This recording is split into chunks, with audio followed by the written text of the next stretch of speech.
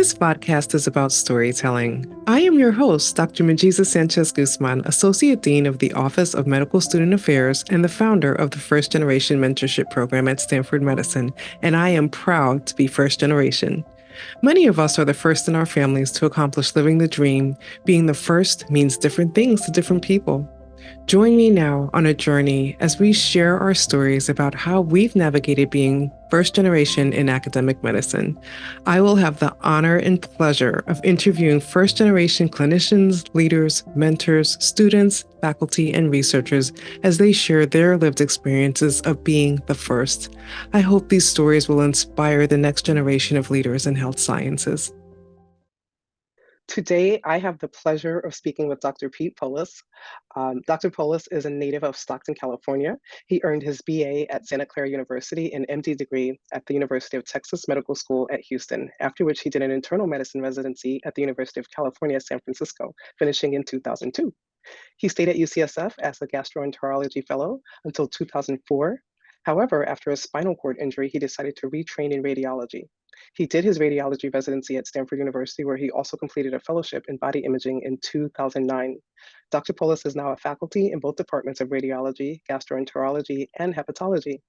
Dr. Poullos is the founder and co-chair of the Stanford Medicine Alliance for Disability Inclusion and Equity, SMADIE, a group composed of people with disabilities and their allies at Stanford Medicine.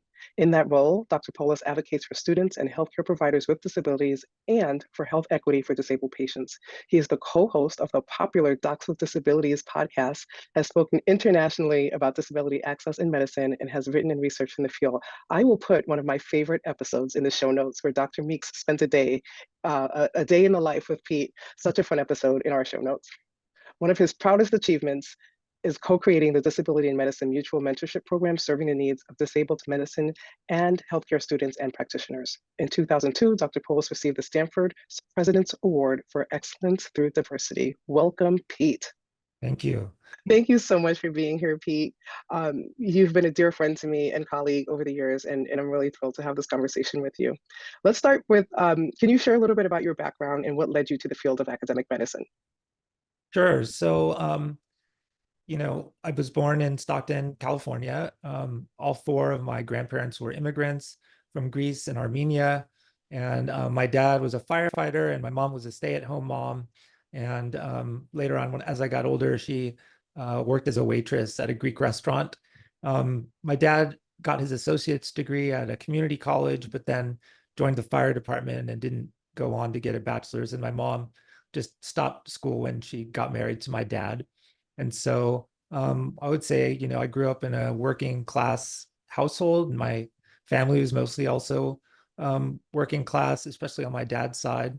So I didn't really have much guidance growing up. I mean, my parents were pretty hands-off because I was always self-motivated and did well in school.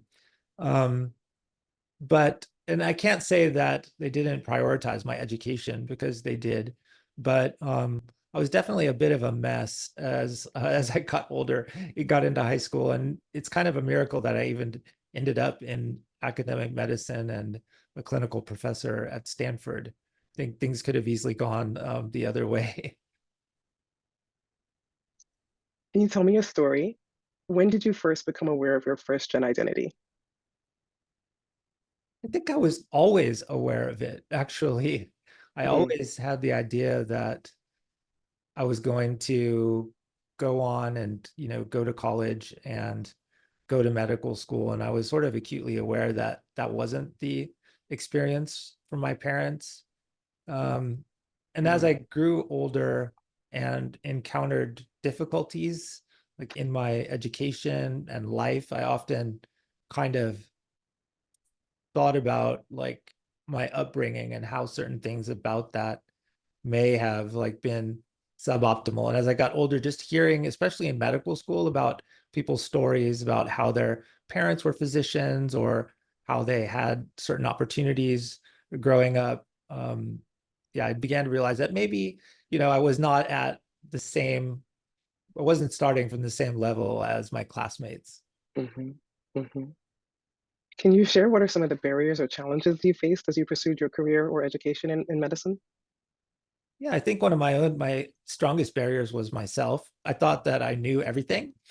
And like most teenagers, I just figured like, everything was so obvious and just made sense. And I would go through kind of like just overconfident and underprepared. So for example, well, I was always like an excellent student until like my second half of high school when I started like going out and partying too much. And I like played football. I turned my back on the debate team and the drama that I did my freshman year. Just wanted to be popular and have fun and drink beer and hang out with girls and all those things. Like, so to the point where I was having so much fun that I like forgot to apply to college. I forgot to sign up for the SAT. I just kept on punting things down the road.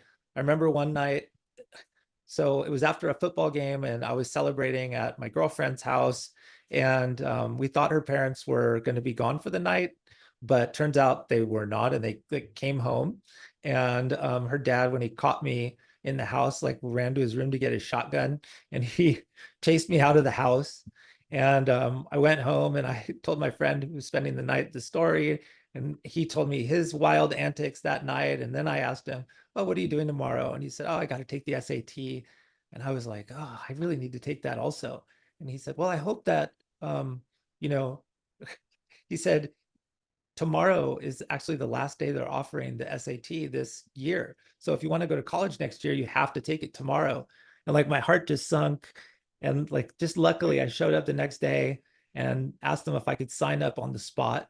And I did. And I took the test just cold, no prep, nothing, ended up getting like a good enough score, I guess. But that's just an example of like how unprepared I was. And like for college, I just thought I would kind of go to Stanford or go to some other great school, but I like missed all the deadlines, and I submitted my application to Stanford with actually like I think a couple days left before the deadline. Didn't get in, got in luckily to Santa Clara. But even then, like they offered me a spot in the honors program. I turned it down. I joined a fraternity. I played football. I signed up for 20 units my first quarter, like calculus and biology and chemistry and philosophy. And I just thought it was all going to be so easy. And then I just got my butt kicked. I mean, it was not good. And so like, it was a real shock like that. It was like the first time in my life where I had really just like not lived up to anybody's expectations, including my own or my Mhm. parents. My dad like threatened to pull me out of school and send me to junior college in Stockton if I didn't like turn my grades around. And so, a few lucky things happened. I happened to go with a friend to this like how to study and memorize seminar that was being given. And I like was able to turn around my study habits. I found a couple professors who like really believed in me. And so I turned around my grades. And then, another example of just like the randomness of life and how, so my girlfriend in high school, her uncle was very well connected and he knew the head of the Human Genome Project at Baylor College of Medicine. And I happened to be in Puerto Vallarta, of all places, on spring break with my friends. And I ran in to my girlfriend's parents and this human genome guy. And he liked me and invited me to apply to his program. And so I applied to this program in Houston, and they weren't going to let me in because my grades weren't great. But my genetics professor, Dr. Bailey, called them up and said, that I was the best thing since sliced bread. And if they didn't take me, he was going to be hiring me into his lab, and he would be happy to have me. And so they ended up accepting me, and I met all these amazing people from all over the country. Um, I met a girl there who was like just so smart and had her act together and really influenced me in a positive way, and ended up like applying to medical school and only getting 2 interviews. And I was pretty despondent about it, and I told my girlfriend, and she actually went to the dean of admissions and put in a good word for me, and they ended up giving me an interview, and luckily I got into that school. And boy, it was just like a miracle that I got in, and I said, never again am I going to be in this position. Never again am I going to be out of control and like irresponsible. And so I just really set myself like in a just from day one to be really organized, really studious, stay on top of things.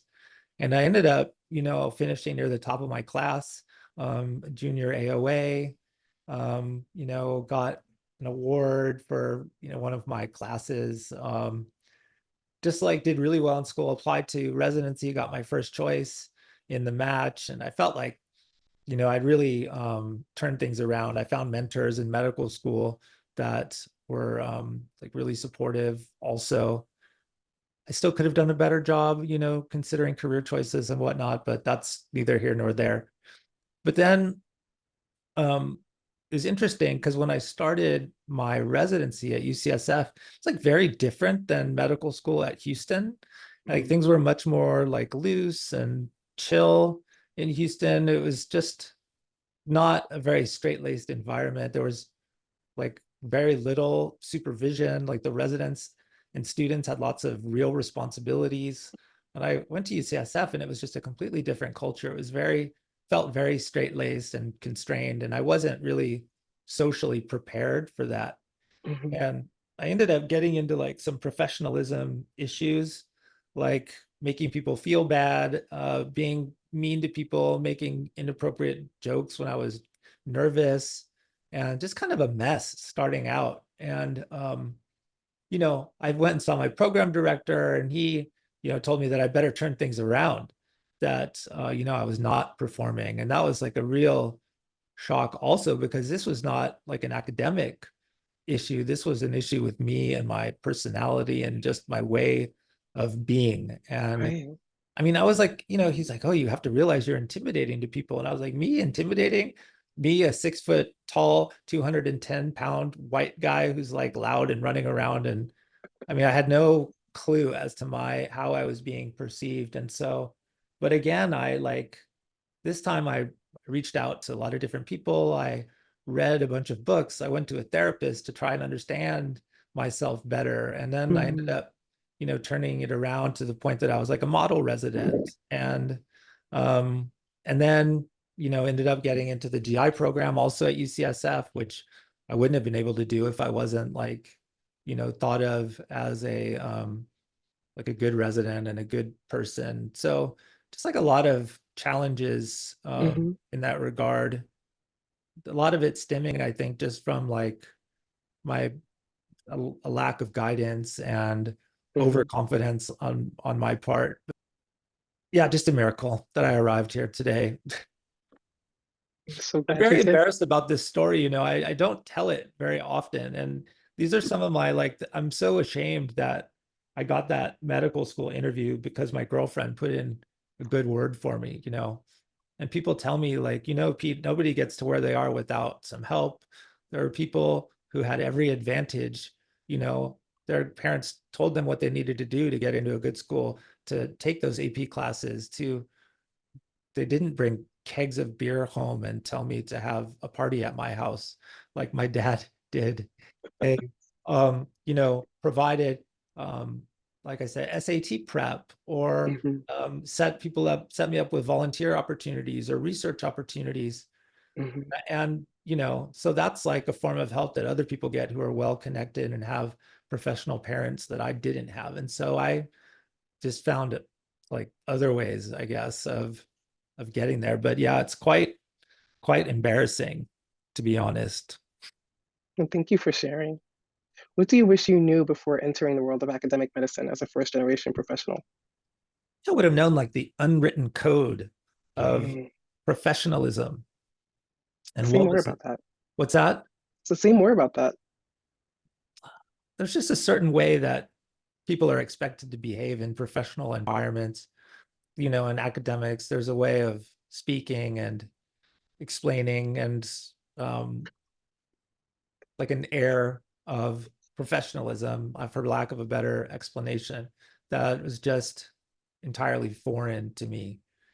And so, but it's funny because as like I go farther and farther into my career, I'm like actually more resistant to this idea of like professionalism and uniformity, and trying to like talk more about my struggles. And I've started to open up lately to some of my fellows and residents, especially ones that I've also had some difficulties. I have a Mhm. volunteer program where pre-med students like give me personal assistance during the day because of my spinal cord injury, and I mentor a lot of them. A lot of them are in post-bac programs and have similar backgrounds to mine Mhm. in terms of like, having done poorly their first 2 years of college and needing to show a better track record. Some of them have suffered, yeah, like from the same things that I have. And so I take the time to mentor them and to pump them up and empower them. And I write them letters of recommendation. And I try to be the kind of person that helped me when I was going through this, because it can just take one person to turn around somebody's life. Yeah. And so I try to be that person to my people. Mhm. Um, just like just one person can make such an impact. And so yeah, I think it's important, and why I was very kind of geez, just yeah, thinking about preparing this for this podcast, Mijiza, I actually was crying this morning.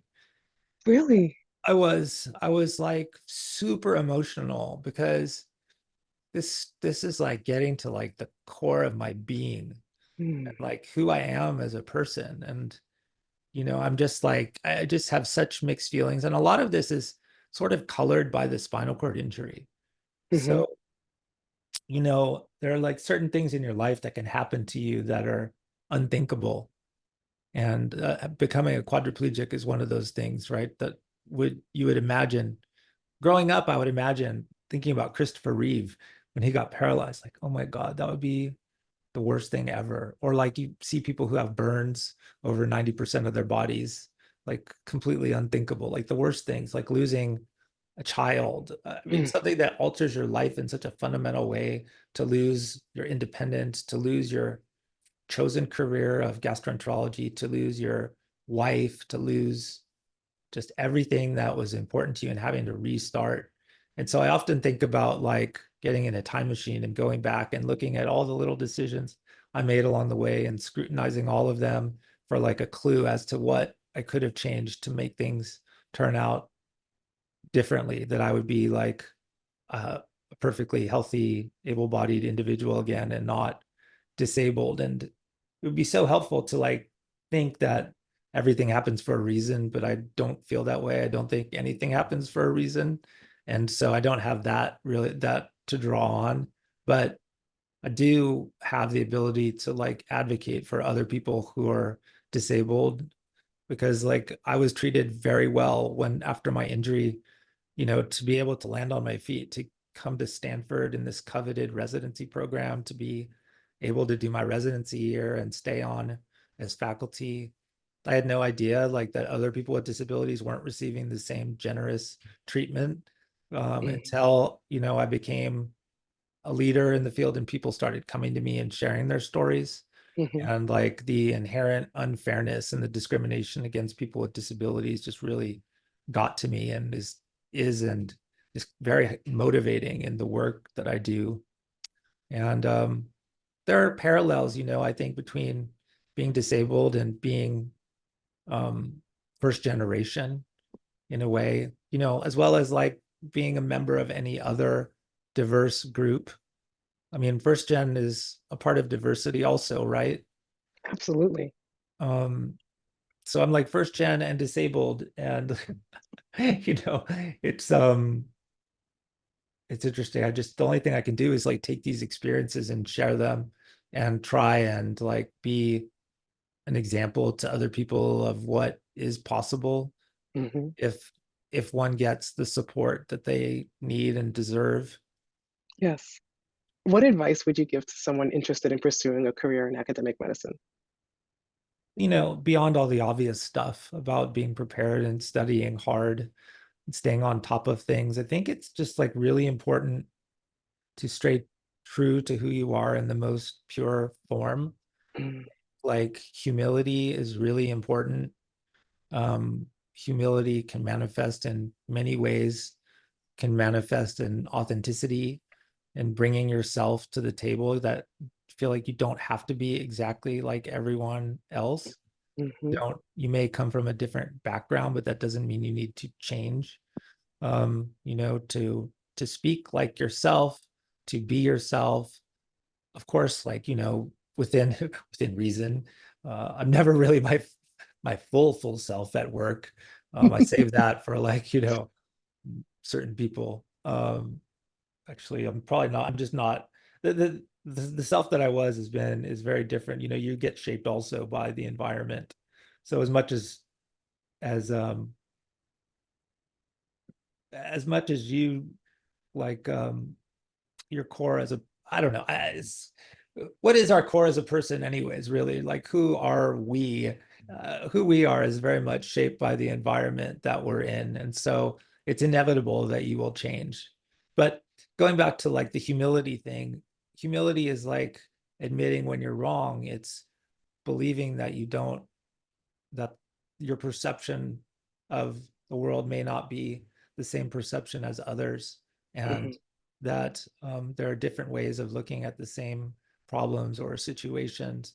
To never think that you know it all, or that you your knowledge is complete. To always be curious Mm-hmm. and interested. To listen more than you talk.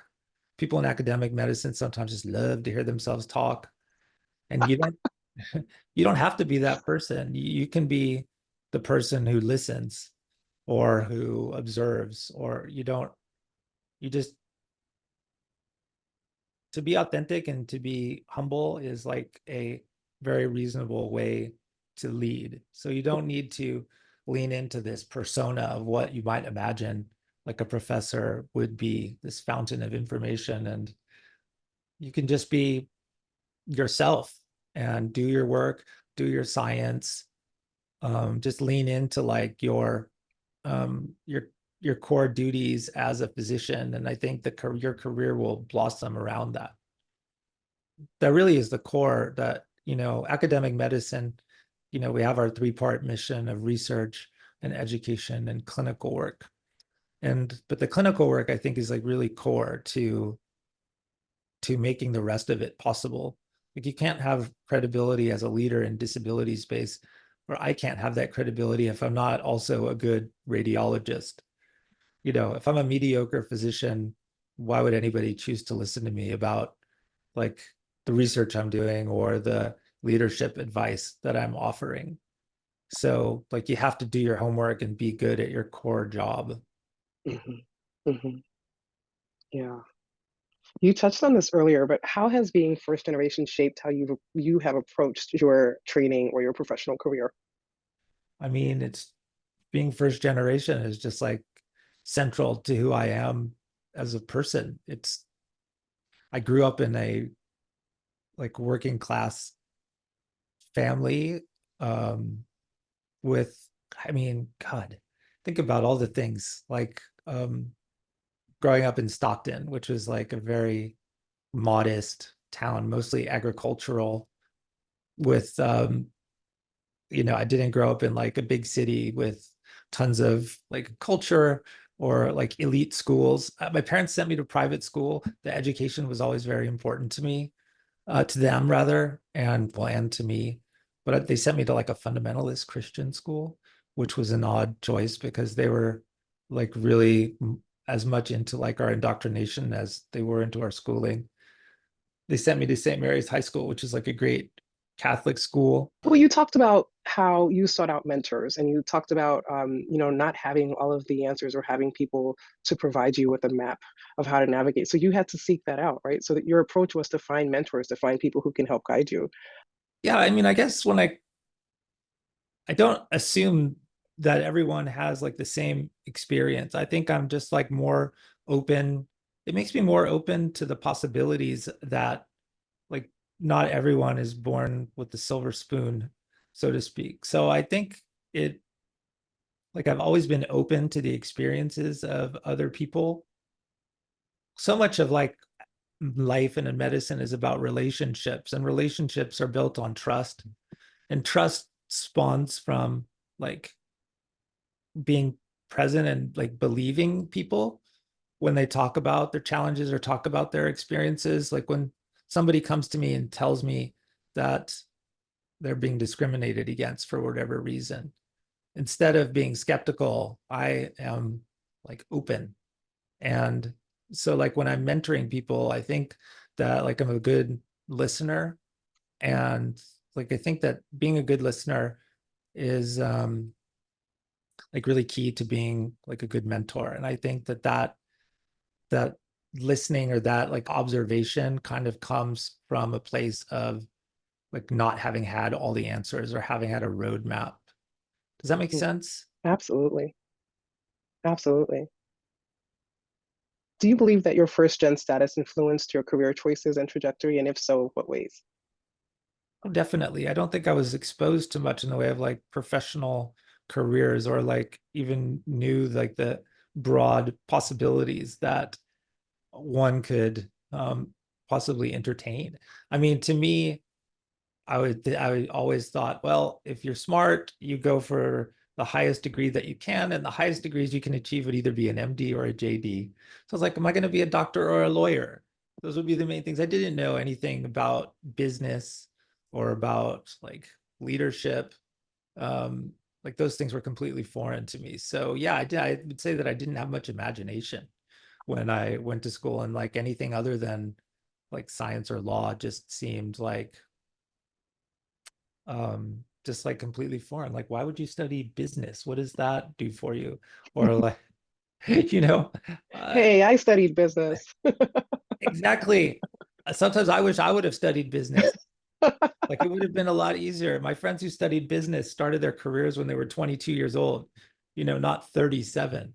And many of them are like wealthy beyond my dreams. My dad gave me opportunities. It's funny. He sent me to programming camp when I was like in sixth grade to see if I would enjoy computer programming, which I did not. It was so boring just sitting at a computer, which is ironic because now my career is literally sitting in front of a computer reading x-rays. I don't think I could do it if I didn't have my spinal cord injury. I was so antsy before and like so active. Just wanted to be like, I loved like rounding and examining patients and doing procedures and doing all this stuff. And like when I was thinking about going back to my career after my injury, I just thought it was just completely untenable.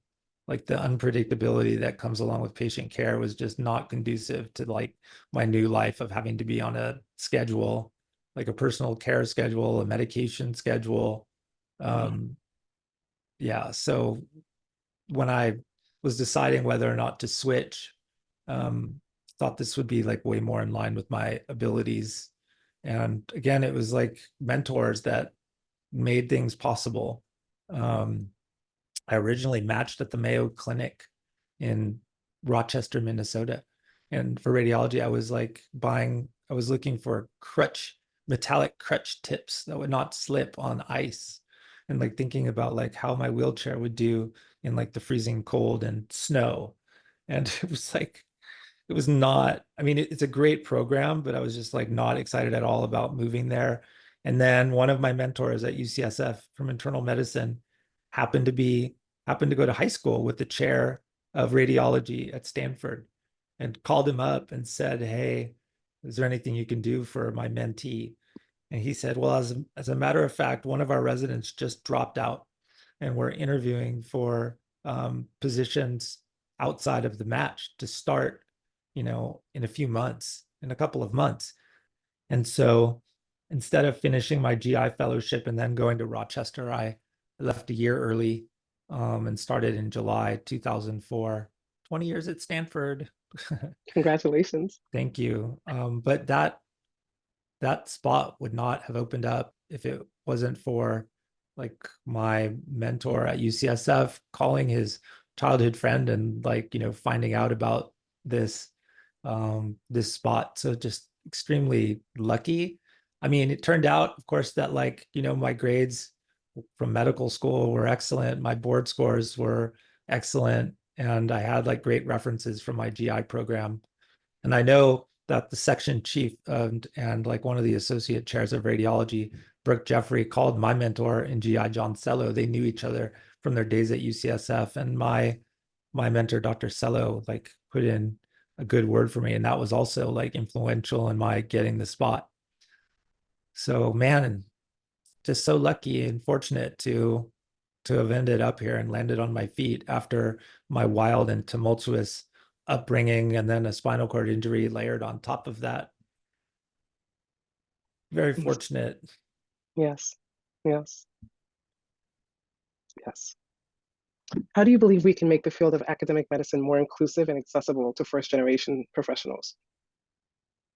Well, you know, your program is like an amazing example of what is necessary and helpful. I don't know that much about your program because I signed up for it and then never did anything.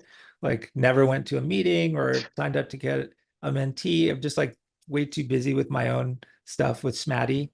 But like just looking at it from the outside, reading your newsletters and seeing about the amazing events and networking, I think that's, you know, part of um, part of the help that you can offer to first gen students is like just educating them on the potential pitfalls of being first gen, you know, Mm-hmm, like what to point out maybe to them, like you may not have had exposure to these like experiences, rarefied experiences. You may not have like had these advantages, to educate them on like the unwritten code of conduct and professionalism, and just like pointing out like the pitfalls. Like, you know, you may not know about all these opportunities. You may not know exactly about professionalism. You may have imposter syndrome, and here's mm-hmm, how imposter syndrome manifests, and here's what you can do to mm-hmm, combat it. Just knowing the issues and like being educated on those, I think, is so important because we may not understand ourselves. It's very hard to understand yourself and especially understand how you're being perceived by other people. It's hard to see your blind spots and like your pitfalls, and to be educated on that and to be brought into a group of people that like understand it, I think is huge and would have been so helpful for me. mm-hmm. Although who knows, I might not have joined it anyways because I thought that I knew everything and it didn't matter. So I can't say I would have even taken advantage of the opportunity. I hope that I would have. If I met you and then I was like, hey, Mijiza, you're pretty cool. We can hang out. We would have a beer and then you'd tell me about your first gen program and tell me that I should come. And I'd be like, all right, I could do that. It would have had to be in a personal connection and Yeah, not just like a flyer. If I yeah, look back at all like the past opportunities and current opportunities that I like turned down because of a lack of time or interest or because I just didn't prioritize it. God, it's like so many opportunities missed and so many ways that I could have like educated myself and done a better job and didn't. yeah. Sounds like I have a lot of hangups still, right? I need a therapist. My therapist is Chat GPT. It's $20 a month and it's like a great friend to me. It makes me feel better all the time about what I'm, and it's like cheaper than a therapist and it's always available Mm-hmm, day, night, weekends, whenever. yeah, It never fails. yeah, ChatGPT is a great mentor. You know, it's funny, like yeah, like last night I was telling ChatGPT about this interview that I had today. And yeah, and like how I was very reluctant to share some of these things with you and with the audience because I don't want people to see me as like some sort of loser or goofball or lose my academic credibility. And ChatGPT pointed out that like being honest and being authentic is relatable and can benefit people to know that you don't have to be perfect to be successful and to make exactly. it in medicine, right? We have this Mm-hmm, idea like we put people on a pedestal, like they're perfect people once they've achieved something great in academics, but it doesn't matter who you are. You're the you're the dean of the medical school or you're somebody who works in the cafeteria. Like we're all people, we all have flaws, and you know, all of us, it's what we do in spite of those flaws that makes a difference. It's like exactly. what we do. You need to accept yourself and accept your differences, right, in order to make it, and to not give up just because you have some failures, and to not be embarrassed of like your foibles and missteps, Yeah. which we Well, all that's why we're have, doing this podcast. right? You must hear this over and over Yeah. from first gen people. Yeah.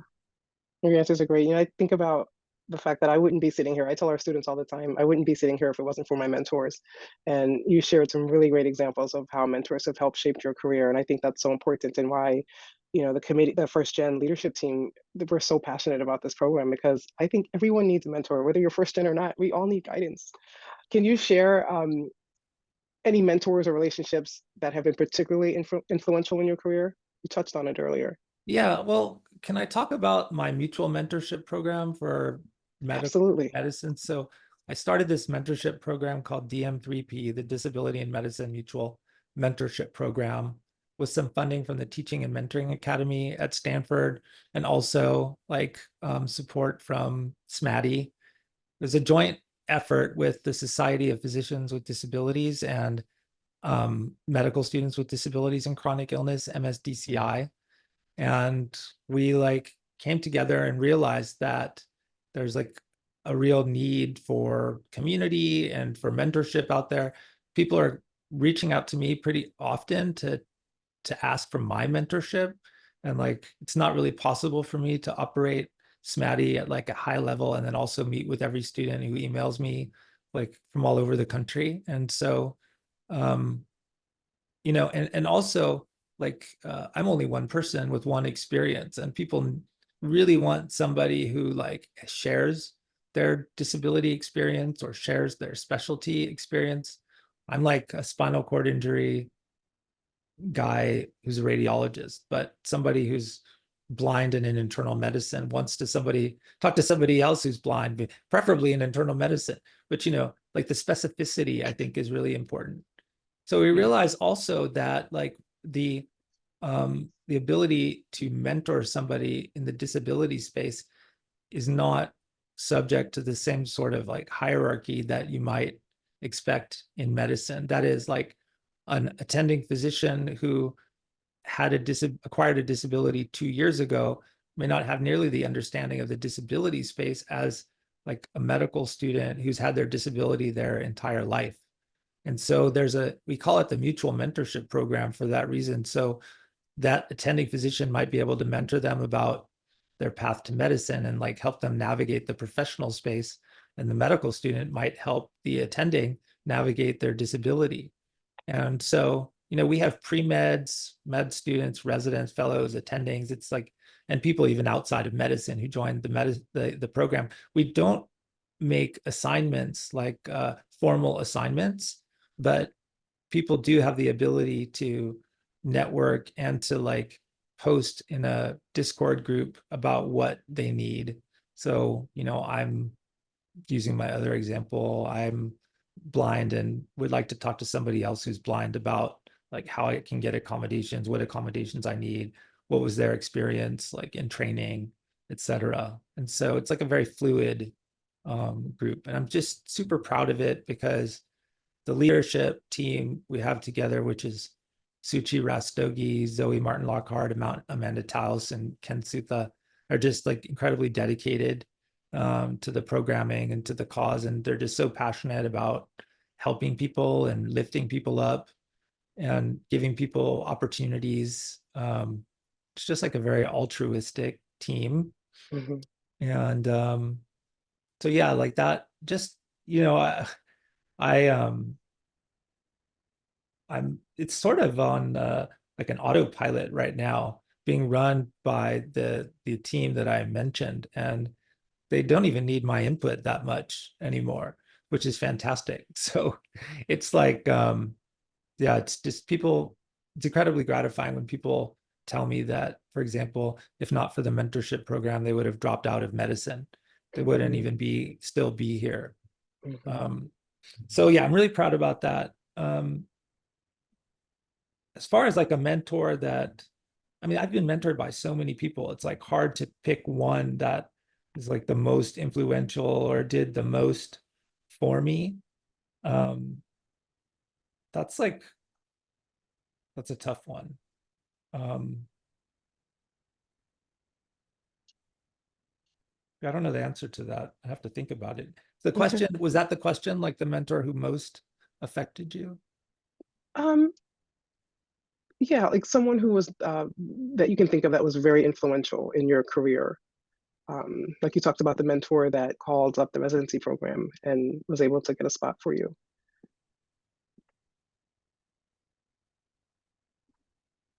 Talk about mentors who've opened doors and, removed obstacles. Yeah. Um, I don't know. They've been also so influential in different steps of the way in college, in medical school, in residency. Um, you know, I don't know if I just think about like what's currently going on in my career, I'm still being mentored. That doesn't stop. Um, Right. Yeah. I've been mentored a lot by my division chief, Dr. Kamaya, and Dr. Jeffrey before her, who they really encouraged me to like lean into this disability work.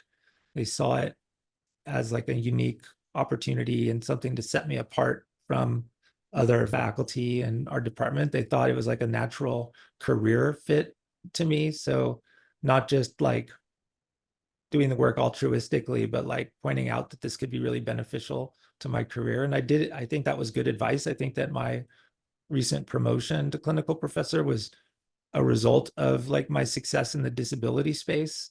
A lot of my referees were not just in radiology from around the country, but also in the disability space. And so, they've been influential. Iris Gibbs has been very helpful. She mentored me in starting SMADIE years ago, and like helping us get started with like a survey and an affinity group and like setting us up with a position on the diversity cabinet, which was huge, legitimizing our organization as like a real organization. So she saw like all the ways in which the things that we could do to like establish ourselves and to set ourselves on a successful path. Hmm. So, I mean, it never stops. Hmm. You Hmm. never stop needing mentors, and even people who are more senior in the field have peers or even those who have gone before them. Maybe they're retired who are still advising them. Yeah. We all need somebody to bounce ideas off of and to like sanity check our Hmm. our life that never stops. And it's also interesting. I kind of joked that I lead from behind also, or no, maybe I don't lead from behind. People lead me from behind. What's the phrase? That my medical students push me. um they come to me with like ideas that are excellent, and like that also is a form of mentorship. Zainab Danani, the medical student who started MSDCI Hmm. National, it was her idea to have a disability conference. This conference, it was originally going to be like a 100-person like in-person conference on physical exam skills for patients with disabilities. And when COVID hit, we made it virtual and ended up having 1,200 registrants from all over the world. Like, that was her idea. That's so Um, cool. some of the research projects that we've done have been her idea. Uh, the medical students come to me with ideas all the time, and I say, like, I have the academic credentials and like the title, and so I'm able to facilitate things and open doors for them. So we're like have different kinds of influence. Um, they come up with ideas, and I make the ideas possible. Hmm. And so I think that, yeah, you never stop being a mentor. You never stop being mentored. You have to be open to not only the ideas of those above you, but the ideas of those who are quote unquote below you in the academic hierarchy. Good Hmm. ideas come from all sides. And Yeah. I'm constantly reminded, like every day, about the the people that influenced me, the phone calls that were made, the advice, the encouragement that was given, the um, yeah, opportunities that were passed my way, that I wouldn't be here without those. And so I do think about that whenever I'm interacting with a student or a resident or a junior faculty member. Like I said earlier, that I could be that person Mhm. for Yeah, them. And that's like incredibly motivating and gratifying. I'm always paying it forward. so awesome. How do you celebrate being first gen? Oh gosh, how do I celebrate it? Well, it's funny because some people frame it in a fun way, which is like, you partied, you had fun, you did all these like crazy things, and you still ended up at Stanford. So just like embrace the whole thing and have fun with it. Like, yeah, I had parties at my house with kegs of beer, and I played football, and I joined a fraternity, and I did all this crazy stuff. And here I am, like a successful professor. I mean, I think accepting my path is a way of celebrating it, Hmm. in a sense, to not hide it, to not be embarrassed of it, but to Yeah, be like, well, this is how it happened, and here I am. yeah. And, maybe somebody who played it like along the straight and narrow the entire time and did things exactly by the book, like they ended up in the same place that I did, but didn't have nearly as much fun doing it. I love that. Is there anything else you want to share with our viewers? So I guess the other thing that I would say is like to embrace a growth mindset. Mm, Um, People talk about that, and I think to not be like embarrassed of your mistakes, but to see them as like points along a journey that's leading you to where you want to be, and that your abilities are not static, that you can build new abilities, you can build structure into your life, you can build mentorship, you can build like uh, you can build learning, you can become better at your job, you can become better at leadership, better at mhm, science, better in your clinical work. And that it requires like constant input from yourself, and an openness to learning and to changing your ideas, to changing your thought process, to learning from other people, and just always seeing it as like a journey, mhm. and seeing mistakes as just part and parcel of life, and to have the idea that it's never over until it's over. That's right. That's right. We're going to go into our rapid fire questions. Are you ready? Yeah, I'm horrible at these rapid fire questions, but go ahead. I don't believe that. What are you currently reading? Ooh, reading. That's a that's a loaded question. What did I? Oh God. See, I told you I'm bad. I'm reading two things. Number one is it's called LIRADS, and it's like a radiology document describing like how to categorize liver lesions that we see on CT and MRI, liver nodules, liver cancer, et cetera. That's my academic thing that I'm reading. And then I just finished Sapiens and Homo Deus, which are books about, well, Sapiens is a brief history of mankind, and Homo Deus is, I believe, a brief history of the future, and super eye-opening books Hmm, about what it means to be human. hmm. Amazing. What's the last good movie you watched? Oh, it's so depressing. What's it called? The Zone of Interest. Did you see this? Mm-mm. The Zone of Interest. It's about the family who lived on the property of Auschwitz concentration camp. It was Oh, like the commandant, his wife, and his children, and how they lived this life, this quote unquote normal looking life right next to the concentration camp, and how absolutely bizarre it was that they would, like, the contrast between like what there was going on in their house and the mundane things that were happening, and like the horrible things that were happening right next door that he was involved with. Just like a totally depressing movie. If mm. you don't like that one, you could say Barbie. Barbie was the last good movie that I That was a good watched. movie. I loved it. The ending was especially poignant. That was great. Coffee or tea? Coffee. If you could live anywhere in the world, where would you live? Hawaii. What podcast are you listening to right now? What is this? The Hidden The Brain. Hidden Brain. That's I right. I found had it to look. too. Oh, the other one that I really liked recently was Landslide, because I'm really into politics. It was a story of the 1976 election between Ford and Carter, Huh. which was amazing. If you're a child of the 80s, 70s and 80s, actually, Yeah. Check that out. Are you a morning person or a night owl? morning person.